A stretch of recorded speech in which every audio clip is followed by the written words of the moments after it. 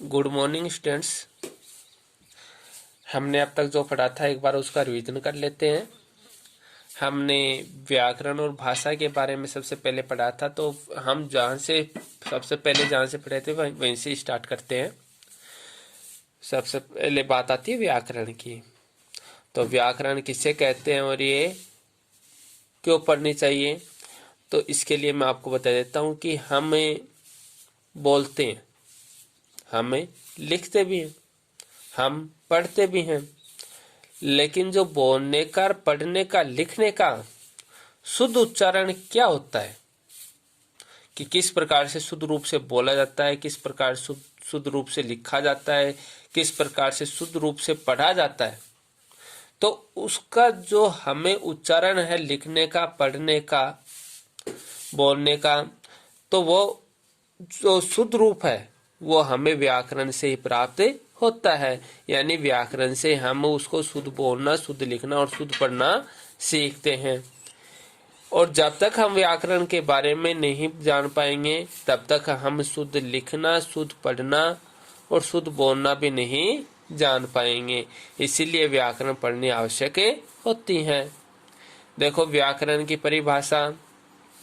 व्याकरण वह साधन है जिसके द्वारा हम शुद्ध बोलना, शुद्ध पढ़ना, शुद्ध लिखना सीखते हैं, उसे व्याकरण कहते हैं।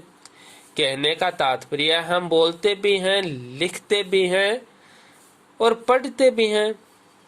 बोलते भी हैं, पढ़ते भी हैं और लिखते भी हैं, लेकिन इनका बोलने का, पढ़ने का, लिखने का शुद्ध रूप क्या होता है वो हम व्याकरण से सीखते हैं।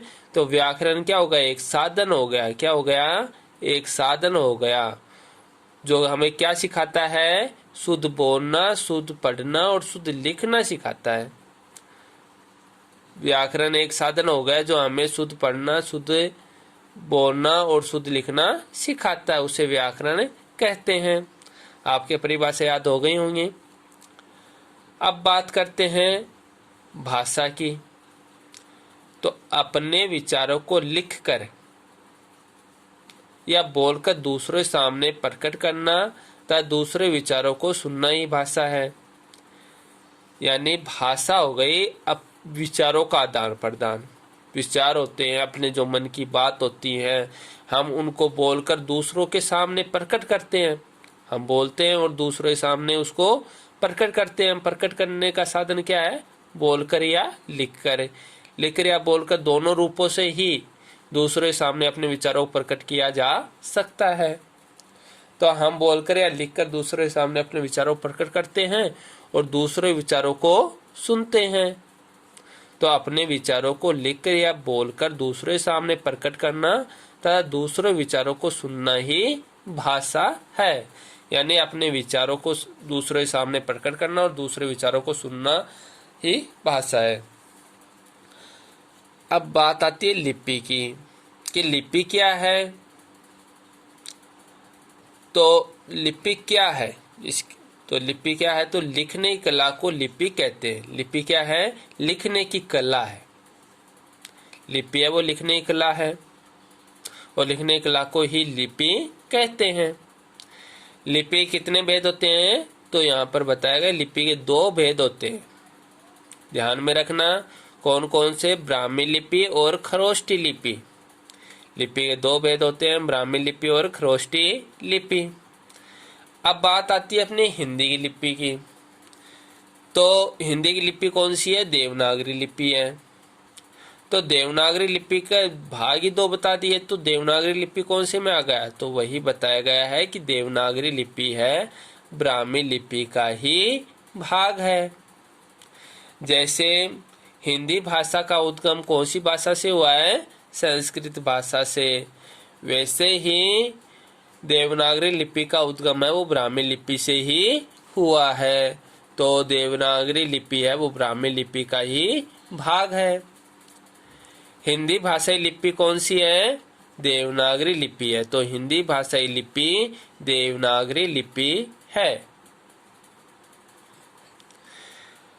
अब बात आती है देवनागरी लिपि की महत्वपूर्ण विशेषताएं। तो देवनागरी लिपि की महत्वपूर्ण विशेषताएं कौन सी हैं? तो देखो उसके बारे में। सबसे पहले विशेषता देवनागरी लिपि है वो बाईं ओर से दाईं ओर लिखी जाती है। कौन किस ओर से? बाईं ओर से दाईं ओर। अब बाईं ओर कौन सा होता है? ये वाला जो हिस्सा होता है, ये बुक है अपनी नोटबुक, इस नोटबुक का ये वाला हिस्सा है। ये कौन सा हिस्सा हो गया? बाईं ओर का हो गया। कौन सा हिस्सा हो गया? बाईं ओर का। और इस नोटबुक का इधर वाला हिस्सा कौन सा है? ये दाईं ओर का हिस्सा है। कहने का मतलब है हम जब लिखते हैं तो इधर से इधर की ओर लिखा जाता है। इधर से इधर की ओर लिखते हैं, इधर से इधर की ओर लिखा गया है। तो हमें जब बाईं ओर से दाईं ओर लिखते हैं, उसी लिखने की कला को देवनागरी लिपि कहा जाता है। तो देवनागरी लिपि की पहली विशेषता हो गई कि ये बाईं ओर से दाईं ओर लिखी जाती है। दूसरी विशेषता क्या है? देवनागरी लिपि में वर्णों या शब्दों को जैसा बोला जाता है वैसा ही लिखा जाता है। यानी वर्णों और शब्दों को हम जैसा लिखते हैं वैसा ही बोलते हैं। यानी जो भी अपन वर्णों का उच्चारण करते हैं, जो हम शब्दों का उच्चारण करते हैं, तो जिस प्रकार का उच्चारण होता है वैसा ही लिखा जाता है। तो ये इसकी दो महत्वपूर्ण विशेषताएं होती हैं। तो आपके समझ में आ गया होगा आज वाला चैप्टर व्याकरण और भाषा। तो आपको इन सबको याद करना है। धन्यवाद।